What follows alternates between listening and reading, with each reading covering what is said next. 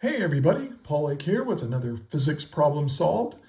This is where I solve physics homework problems provided to me by my tutoring clients. Shout out to Cooper who sent me this one. And see the video description for a way to get in contact with me if you need a private physics tutor.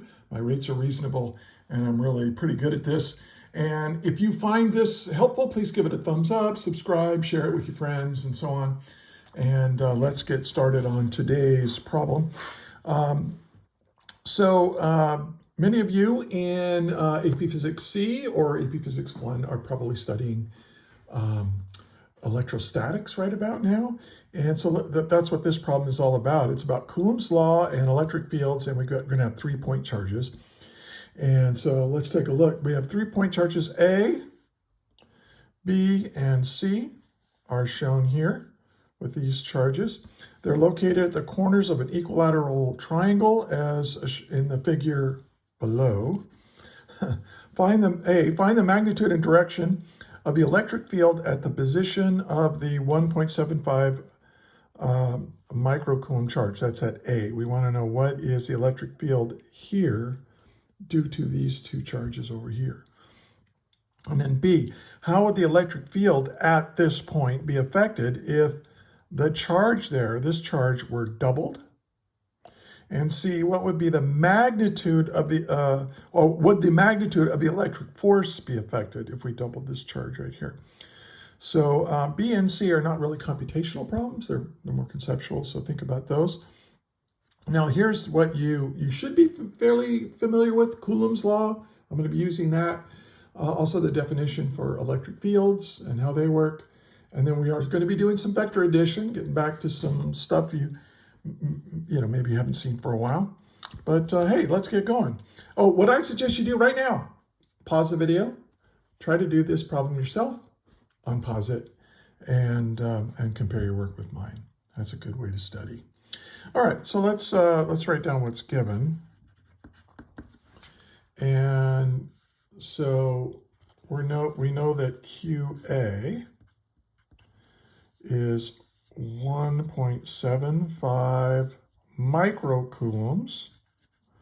Remember, micro, just think times 10 to the negative 6.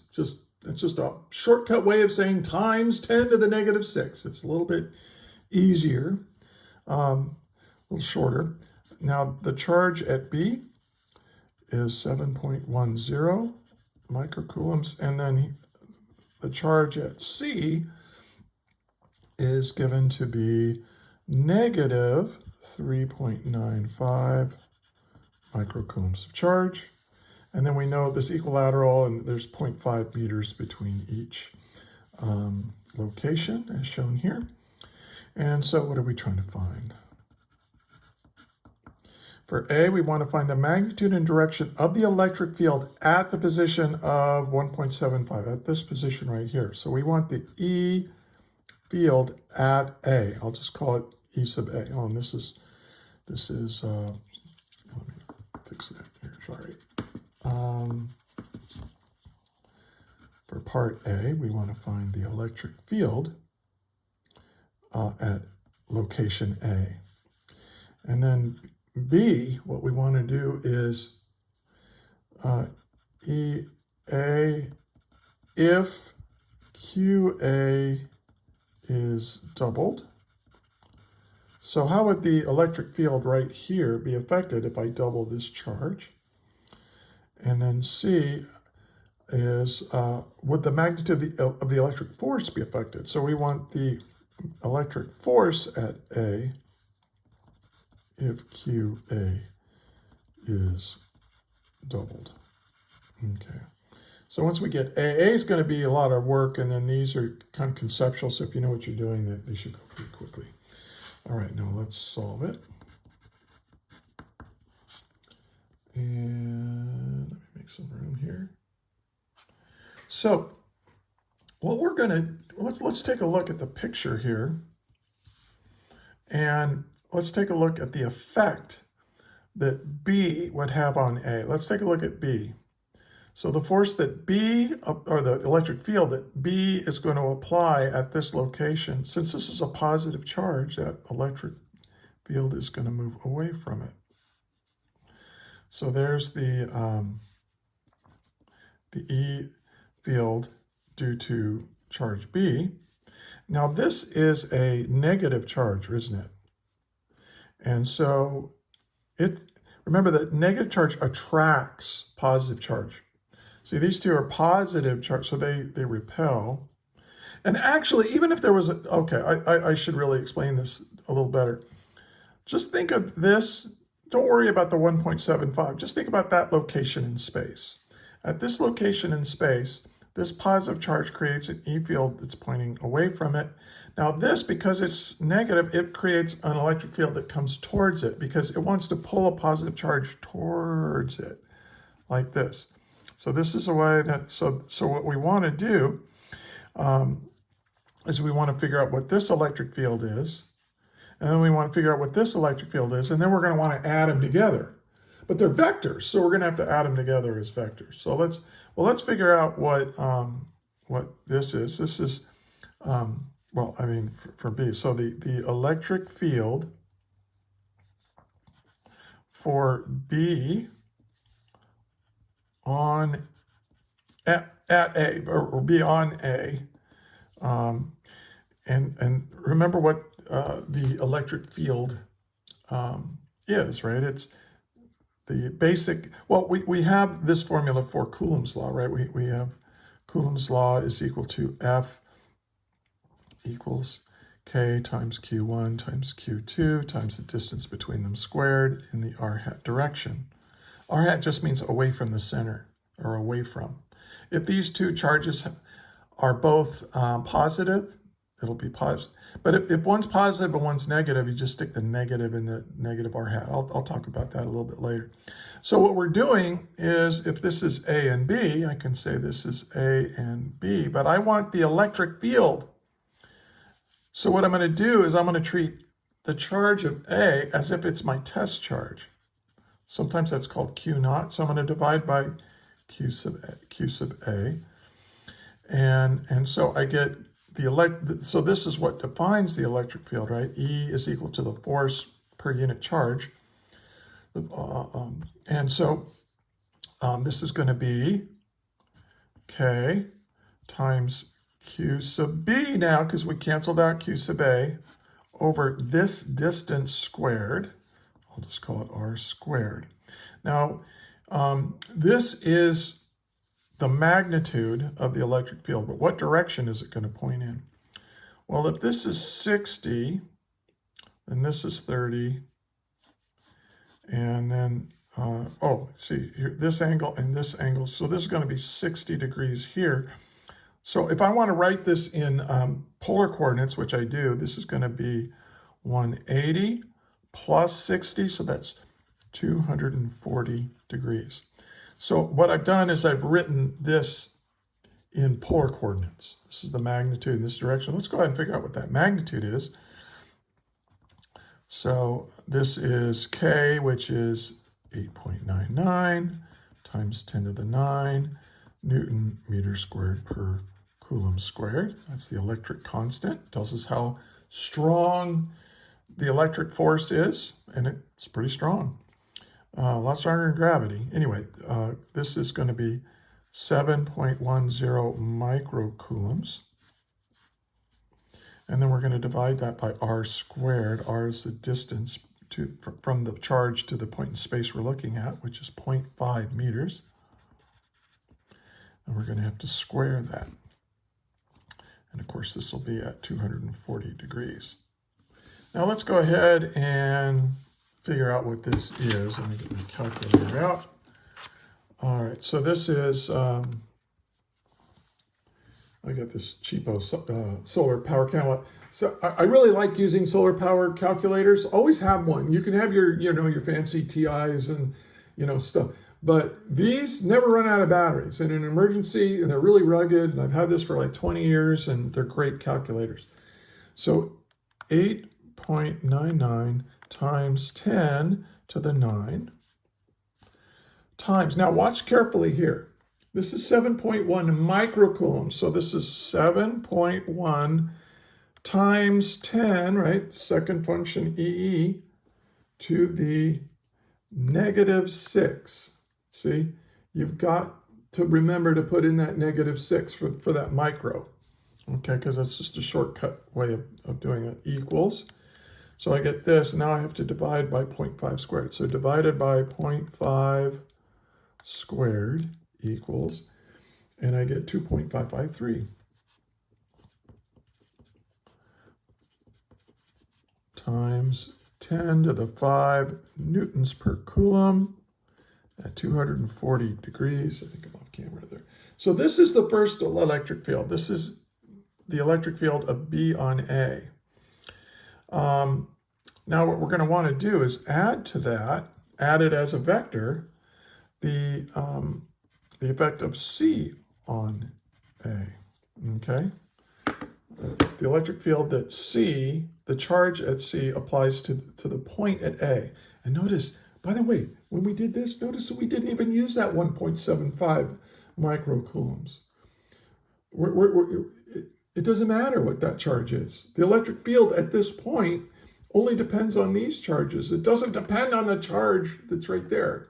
Because look, by our definition of electric field, we divided it out. We divided this charge. You can think of 1.75 microcoulombs as your test charge. Well, you always divide by your test charge to figure out what the electric field is at a particular point in space. Okay, so this is, again, it's K, but now we're going to Q sub C over R squared. Now, what's the angle? What's the angle of this? 0 degrees, right? It's, if we're going to make this the x-axis and this the y-axis, and we're going to use polar coordinates, this is 0 degrees. That makes it nice. Okay, so this is going to be 8.99 times 10 to the 9 Newton meters squared per Coulomb squared. That's our electric constant. Now, what is the charge here? Now, you might be tempted to put in the negative. Don't put in the negative. In fact, you can, for the magnitude, you can kind of think of these as the absolute values of the charges. Just leave it as 3.95 microcoulombs. Now, why leave off the negative? Why leave off that negative? Because we've already accounted for the negative by saying, look, this is a negative charge, so the electric field is going to be to the right. So the only thing that negative does is determine the direction of the electric field caused by this charge.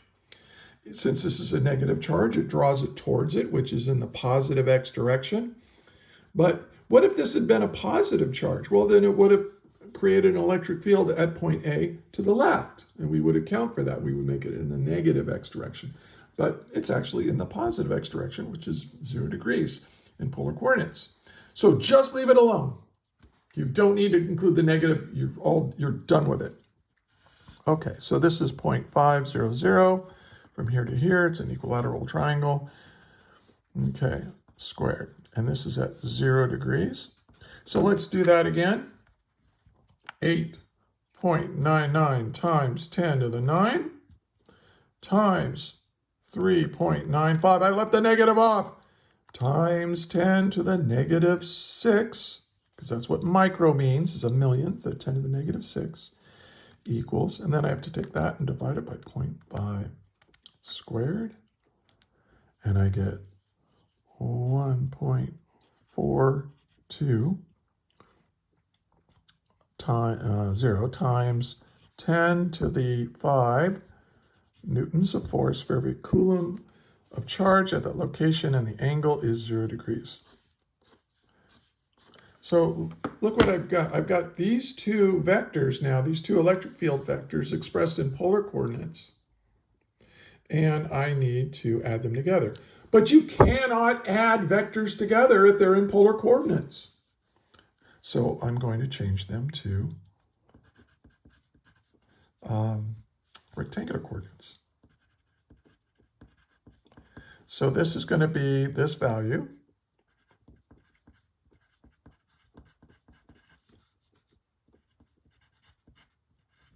Now to get the x component, right, to go from polar coordinates to rectangular coordinates, you take your magnitude and you multiply it by the cosine of the angle. So that's going to be the cosine of 240 degrees. It's going to be a negative value, which is fine because it's look at this electric field, right? It's got a component to the left, which is negative x, and then a component down. It's going to be negative y. So this is going to be 2.553 times 10 to the 5 newtons per coulomb times the sine of 240 degrees. Now when we add to that the electric field of C on A, well, we know what the magnitude is, right? It's it's just going to be 1.42 times 10 to the 5 newtons per coulomb. Now, do I want to put cosine of 0 degrees? Sure. If you want to, go ahead. And you can even put 1.42 times 10 to the 5 newtons per coulomb times the sine of 0 degrees. But hopefully by now you know that the cosine of 0 degrees is 1. And the sine of 0 degrees is 0. So this is 0, and this is just that 1.42 times 10 to the 5. And now we can add the x components together and the y components together, and this is going to give me my overall electric field at A in polar coordinates. So let's do this. We got the 2.553 times 10 to the 5, and then times the cosine of 240 degrees. Make sure your calculator says degrees. Okay, equals, equals, let's see, it's a negative value. You can write that down if you want, but I'm just going to add to it plus this, 1.42 times 10 to the 5. And I get 1.435 times 10 to the 4 newtons per coulomb in scientific notation. Now I could actually write this as 0.1435 times 10 to the 5. Make this 10 times smaller, so I have to make this 10 times bigger to keep it equal. And you'll see why I'm going to do that. Now this plus 2.53 times 10 to the 5 times the sine now of 240. And I get negative, and then I'm going to add 0 to that. So negative 2.21 times 10 to the 5 newtons per coulomb. Okay. Now, if they were nice, I could have just put an I hat here and a J hat here and just say we're done and give my answer in rectangular coordinates. But unfortunately, this problem says find the magnitude and direction of the electric field. All right, so we need to find the magnitude and direction of this, which I'm going to do. I can put it right here. I have to write kind of small. Let's do it over here. So I'm going to say that the magnitude at A, let me make it bigger, is going to be the x component, which is 0.1435 squared plus, and I don't need the negative because I'm going to square it, 2.21 squared. And then outside of this, it's like I factored out the times 10 to the 5 newtons per coulomb. I didn't want to have to type this in twice. So you just take the magnitudes of these. And this is why I switched this from 1.435 times 10 to the 4 to 0.1435 times 10 to the 5 so that I can do this little trick. I don't know. It's not really that necessary.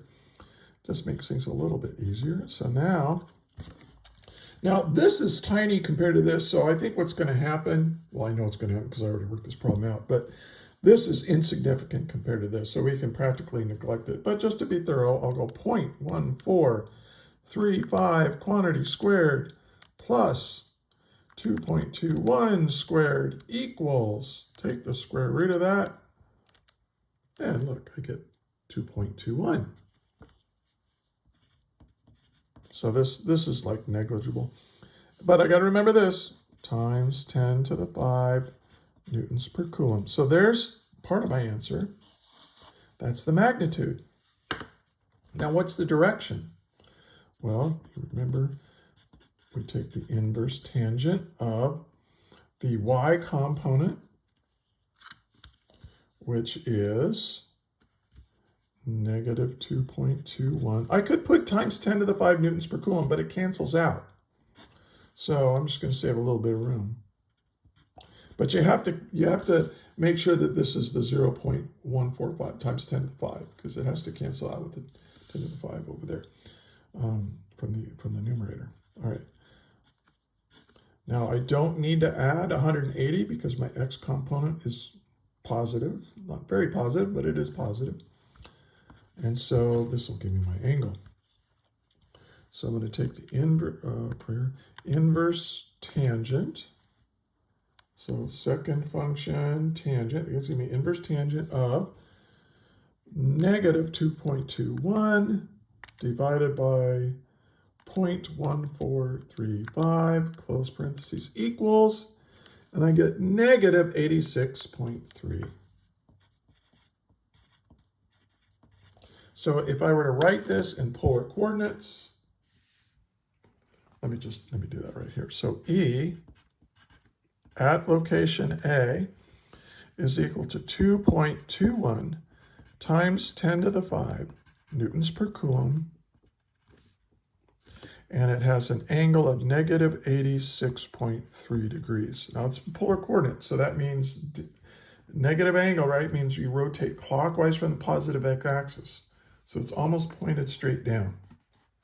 If you want to add 360 to that and make it a positive angle that goes all the way around, you certainly are free to do that.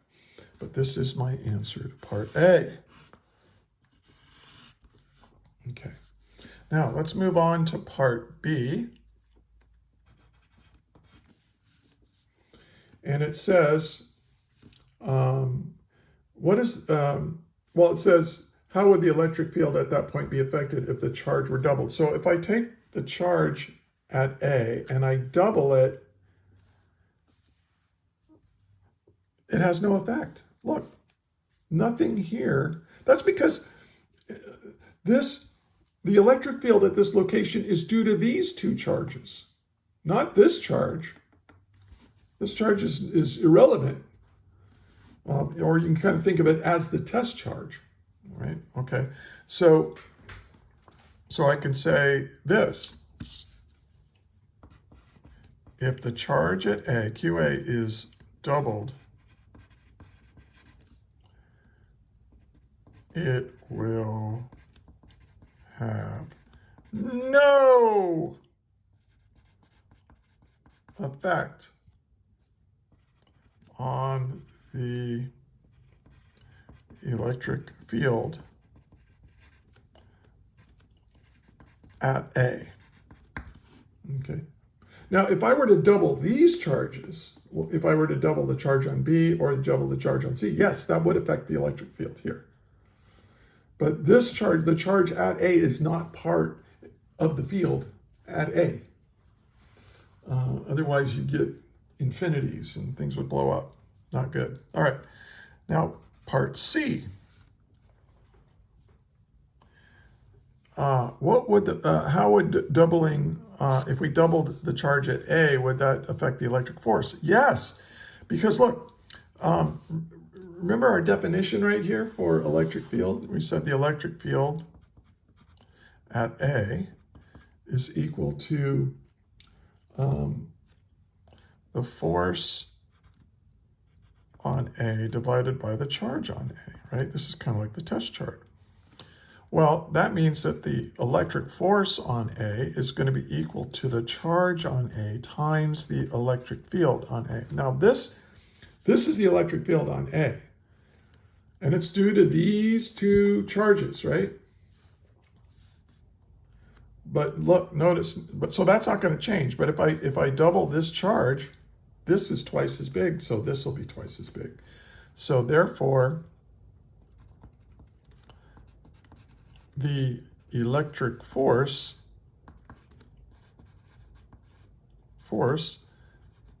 at A is directly, having trouble writing here, is directly proportional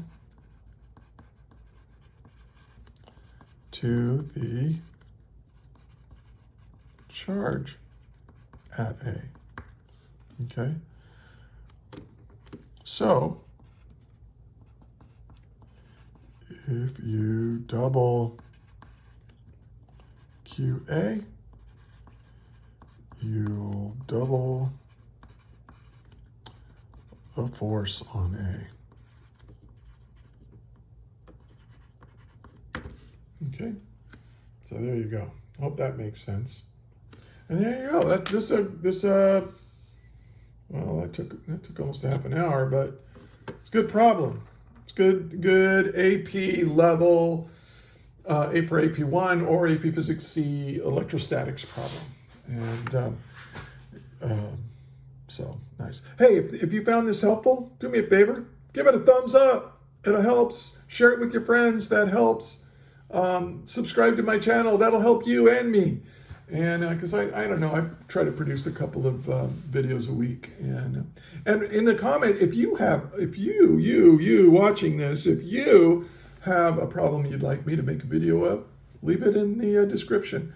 Hey, if I made a mistake, or if you think I could have explained something better, leave a comment in there. I'm always looking for positive feedback. So anyway, thanks for listening, and may the net force be with you always. That is all.